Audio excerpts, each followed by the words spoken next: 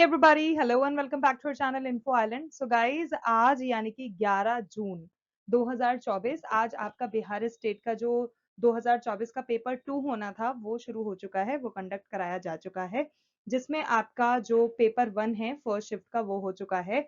जिन बच्चों का computer science का एग्जाम था आज, उनके लिए बहुत ही हेल्पफुल होने वाला है ये वीडियो, क्योंकि गाइज इसमें हमने वो सारे क्वेश्चंस कवर करे हैं जो कि आज यानी कि 11 जून 2024 के पहली शिफ्ट के पेपर में आप लोगों से बिहार स्टेट के पेपर 2 में पूछे गए हैं। तो गाइस वीडियो को बिल्कुल स्किप मत करना, जो भी बच्चे ये पेपर देकर आए हैं उनके लिए बहुत बहुत ज्यादा इंपॉर्टेंट वीडियो है। और जिन बच्चों का आगे आने वाली शिफ्टों में पेपर है वो भी बिल्कुल वीडियो कंप्लीटली देखना, जिससे कि आपको एक मोटा मोटा आइडिया लग जाए कि किस तरह का पेपर का लेवल है, किस तरह का पैटर्न है, किस तरह के क्वेश्चंस आपके बन के आ रहे हैं और किस तरह के क्वेश्चंस पूछे जा रहे हैं। तो चलिए गाइस जल्दी से वीडियो को शुरू कर लेते हैं। वीडियो को शुरू करने से पहले अगर आप चैनल पे नए हो तो प्लीज चैनल को सब्सक्राइब करना मत भूलना, हम लोगों पर प्यार लुटाना बिल्कुल मत भूलना, because it is something that keeps us going, it is something that keeps us motivated. तो चलिए शुरू करते हैं और देख लेते हैं वो सारे इंपॉर्टेंट क्वेश्चन जो कि आज की पहली शिफ्ट के पेपर में पूछे गए थे। तो गाइस क्वेश्चंस देखने से पहले मैं आपको एक इम्पॉर्टेंट चीज बताना चाहती हूँ, क्योंकि काफी बच्चों के ये मैसेजेस आ रहे थे कि मैम कितना परसेंट पासिंग मार्क्स है, कितना परसेंट हमें स्कोर करना पड़ेगा in order to clear the exam. तो गाइस पहली चीज जो इम्पोर्टेंट है कि ये जो पेपर 2 है आपका, ये भी है क्वालिफाइंग इन नेचर। तो आपको ऑब्वियसली नेक्स्ट लेवल में जाने के लिए इसको कंप्लीटली क्वालिफाई करना बहुत जरूरी है। तो गाइस कैटेगरी वाइज जो पासिंग मार्क्स हैं, अगर आप जनरल कैटेगरी से हो तो आपको 50% यानी कि 75% सॉरी 75 मार्क्स चाहिए in order to clear the examination. अगर आप बीसी कैटेगरी से हो तो 45.5% चाहिए, अगर आप ओबीसी कैटेगरी से हो तो 42.5% चाहिए, और वहीं अगर आप एससी एसटी या पीडब्ल्यू कैटेगरी से हो तो 40% मार्क्स आपको चाहिए, और अगर आप एक फीमेल कैंडिडेट हैं तो गाइज आपको चाहिए 40% in order to clear this examination.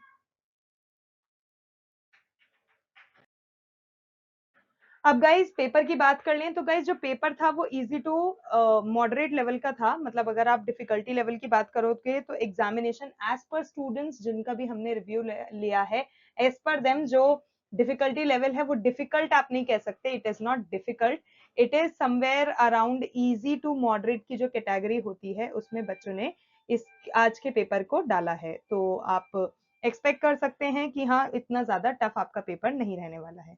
कुछ इंपॉर्टेंट टॉपिक्स गाइस आज के पेपर में जो पूछे गए थे और आगे आने वाले एग्जाम्स में भी आपसे जो पूछे जाएंगे, वो है computer basic, AI, computer networking. AI यानी कि जो हमारा आर्टिफिशियल इंटेलिजेंस है, वो ऑब्वियसली इतना बूम पर है तो उससे रिलेटेड क्वेश्चंस कैसे नहीं आएंगे।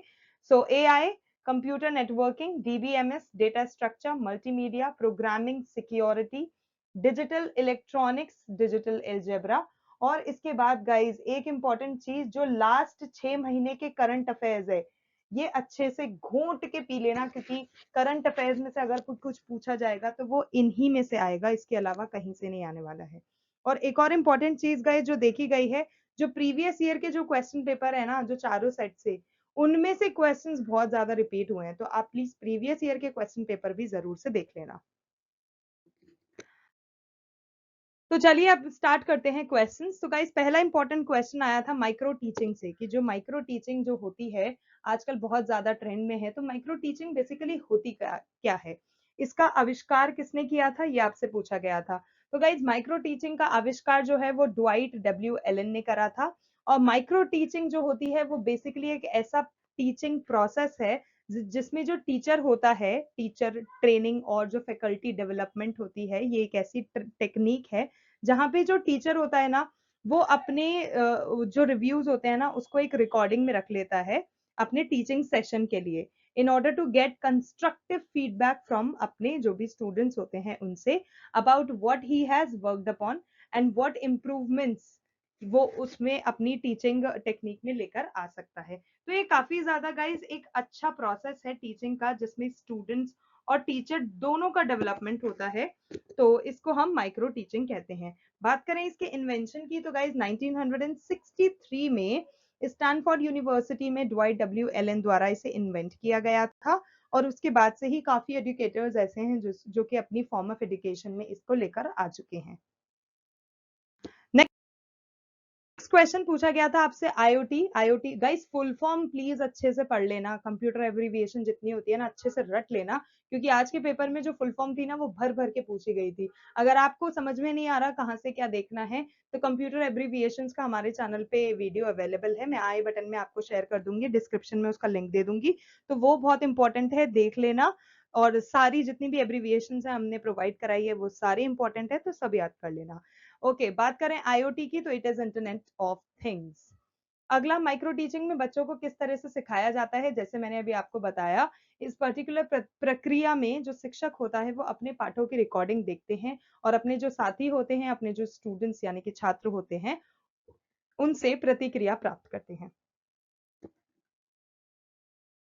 जेपीईजी की फुल फॉर्म पूछी गई थी गाइस, तो joint photographic experts group is JPEG. Meta data का मतलब पूछा गया था, तो मेटा डाटा किसी भी डेटा के बारे में जो डेटा होता है that is Meta data. SMTP का फुल फॉर्म पूछा गया था, एसएमटीपी का प्रयोग कहाँ करते हैं ये पूछा गया था। तो गाइस जो मेल सर्वर्स होते हैं और अन्य संदेश स्थानांतरण एजेंट होते हैं वो आपके एसएमटीपी होते हैं। एमक्यूटीटी का फुल फॉर्म पूछा गया था, it is message queuing telemetry transport. IP address का प्रयोग पूछा गया था, तो गाइज एक डिवाइस को, एक पर्टिकुलर डिवाइस को अरबों अन्य ऑनलाइन जितनी भी डिवाइसेस मौजूद हैं उससे पहचानने और उससे अलग करने का जो काम होता है वो होता है आपका आईपी एड्रेस का काम। अगला सवाल, पूरक का प्रयोग कहाँ किया जाता है, तो गाइस जो पूरक का उपयोग होता है वो बिट को बदलने की आवश्यकता के बिना जो प्राकृतिक जोड़ घटाव होते हैं उससे अंकगणित में किया जाता है, किसी भी पूरक का जो प्रयोग होता है वो। महात्मा गांधी के पिता का नाम पूछा गया था, तो guys Karamchand Gandhi is the correct answer. Midi, midi काफी हॉट टॉपिक था और हमने गाइस पिछले हमारे वीडियो में डिस्कस भी करा था। अगर आपने बिहार स्टेट का हमारा वीडियो देखा था तो देखो उसमें से क्वेश्चंस आए हैं, जो हमने प्रिपरेटरी आपको वीडियो करवाया था उसमें जो क्वेश्चंस बताए थे उसमें से काफी क्वेश्चंस आप देख सकते हैं कि पूछे गए हैं। तो गाइस मिडी का फुल फॉर्म बोले तो म्यूजिकल इंटरफेस डिजिटल इंटरफेस, ओ सॉरी म्यूजिकल इंस्ट्रूमेंट्स, गाइस इसको करेक्ट कर लीजिएगा, it's instrument here, musical instrument digital interface. HTTP का फुल फॉर्म पूछा गया था, तो guys hyper text transfer protocol is your HTTP। Based on IP, who is responsible for sending data in network layer, तो guys इसका correct answer है आपके IP routers जो होते हैं वो, तो IP routers is the correct answer. अगला सवाल आपसे पूछा गया था इनकैप्सुलेशन को लेके कि इनकैप्सुलेशन क्या होता है, तो गाइस इनकैप्सुलेशन का जो सिंपली हम मतलब होता है वो ये होता है कि एंड यूजर से प्रोग्राम की जो इम्प्लीमेंटेशन डिटेल्स होती है उसको हाइड कर लेना और एंड यूजर्स को सिर्फ और सिर्फ कुछ इंपॉर्टेंट ऐसी जानकारी, कुछ इंपॉर्टेंट ऐसी इंफॉर्मेशन प्रोवाइड कराना, इंफॉर्मेशन शो करना, दैट इज कॉल्ड इनकैप्सुलेशन।